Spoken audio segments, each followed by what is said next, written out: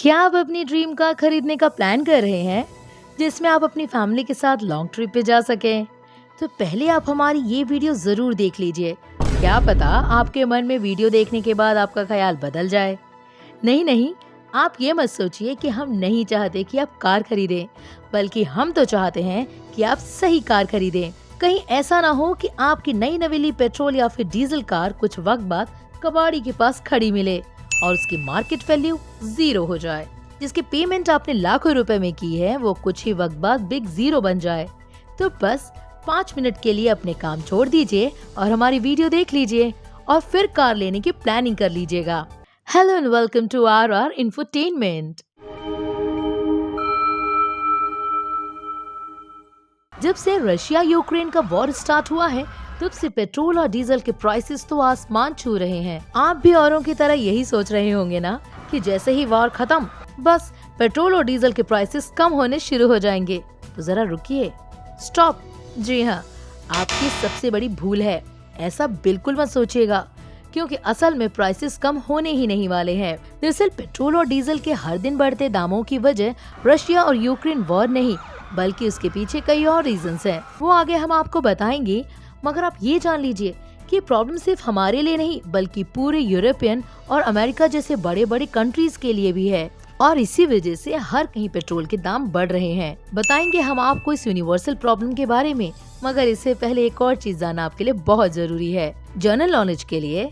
अच्छा ये बताइए, क्या आप जानते हैं कि पेट्रोल और डीजल की एक क्रांति कब शुरू हुई? ये शुरू हुई 18वीं सेंचुरी में।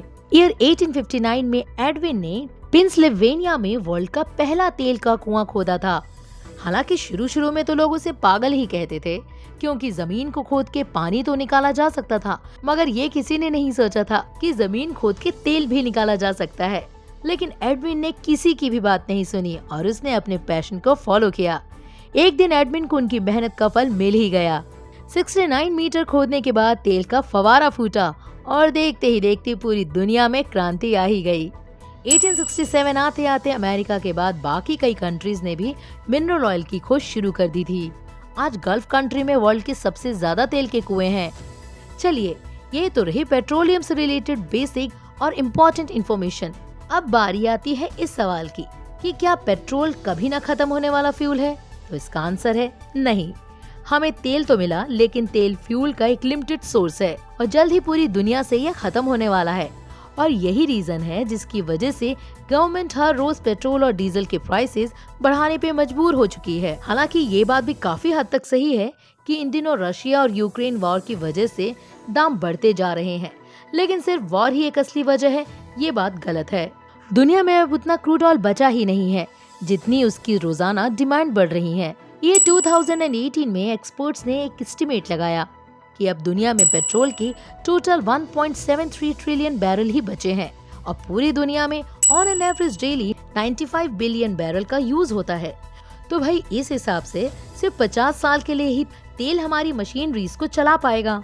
उसके बाद पूरी दुनिया से पेट्रोल और डीजल गायब, खत्म, ओवर, फिनिश। लेकिन ये कैलकुलेशन ये 2018 के अकॉर्डिंग थी और आज के वक्त के हिसाब से तो सिर्फ हमें लगता है कि 45 ईयर्स ही बचे हैं। लेकिन दुनिया में अभी भी बहुत सी जगह हैं जहां पे कच्चे तेल की डिमांड बढ़ती ही जा रही है। वैसे अब वो दिन दूर नहीं जब वर्ल्ड की डेवलप्ड कंट्री अपनी ऑयल की डिमांड को पूरा करने के लिए महंगे प्राइसेस पे क्रूड ऑयल खरीद लेंगे और बेचारे हम जैसे डेवलपिंग कंट्रीज के पास सिवाय देखने के अलावा कुछ नहीं रह जाएगा। वैसे ये तो हमारी और आपकी आंखों के सामने शुरू हो भी चुका है और हर रोज बढ़ते दाम इसी का लाइव एग्जाम्पल है। बारी आती है इस सवाल की कि क्या वाकई इस प्रॉब्लम का कोई सोल्यूशन नहीं है या फिर है? तो आंसर सिंपल है, ऐसा कोई प्रॉब्लम नहीं जिसका कोई सोल्यूशन नहीं। ओहो, ये तो शायरी हो गई। वेल, इन शॉर्ट जवाब यस में है। सिर्फ भारत की बात करें, हमारे देश में सिर्फ आजादी मिलने तक ही असम में मिनरल ऑयल निकाला जाता था, लेकिन उसके बाद तो गुजरात और बॉम्बे में भी मिनरल ऑयल की खोज की गई।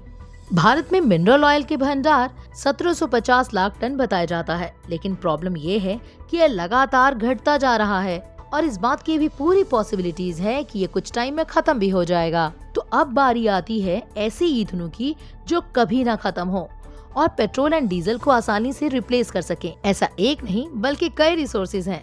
पहला तो इलेक्ट्रिक व्हीकल, जिसकी टेक्नोलॉजी पहले ही हमारे देश में मौजूद है। बस फर्क इतना है कि इलेक्ट्रिकल व्हीकल पेट्रोल और डीजल से चलने वाले व्हीकल के कंपैरेटिवली बहुत ज्यादा महंगे हैं। आपको याद होगा कि हमारी गवर्नमेंट की पॉलिसी की वजह से कुछ वक्त पहले ही एलन मस्क की टेस्ला कंपनी इंडिया को टाटा बाय बाय बोल चुकी है। अब ऐसे में गवर्नमेंट को चाहिए देश की पॉलिसीज इस चीज को ध्यान में रख के बनाए कि पेट्रोल और डीजल जल्द ही दुनिया से रफू चक्कर होने वाले हैं। ऐसे में उन ट्रांसपोर्टेशन और व्हीकल पर जोर देना चाहिए जिसमें पेट्रोल और डीजल का पूरा रिप्लेसमेंट हो जाए। चाइना जैसी डेवलप्ड कंट्री पहले ही इस काम को कर चुकी है। दूसरा ऑप्शन है सोलर व्हीकल और हाइड्रोजन व्हीकल। ये दोनों ही पेट्रोल और डीजल के बेस्ट रिप्लेसमेंट हैं। तो इन कारों और ट्रांसपोर्टेशन को ज्यादा से ज्यादा बनाने पर गवर्नमेंट को जोर भी देना चाहिए। वैसे इस काम का कदम हमारी गवर्नमेंट पहले ही ले चुकी है। हाइड्रोजन कार का टेस्ट ड्राइव सक्सेसफुली हुआ है। बस गवर्नमेंट को इस ट्रांसपोर्टेशन की पॉलिसी बनाते टाइम आम लोगों के पॉकेट का भी ध्यान रखना चाहिए ताकि सभी के लिए ये इजीली बजट में आ सके। तो अगर आपको हमारी ये वीडियो नई कार की प्लानिंग में थोड़ा सा भी हेल्प कर पाई है तो बस जल्दी से वीडियो को लाइक कर दीजिए, शेयर कर दीजिए। प्लीज अपने सजेशंस भी हमें कमेंट के जरिए बताइएगा। और जो हमारे नए दर्शक हैं और उन्हें अगर इस चैनल को अब तक सब्सक्राइब नहीं किया है ना तो please do subscribe and press the bell icon. Till then bye and take good care.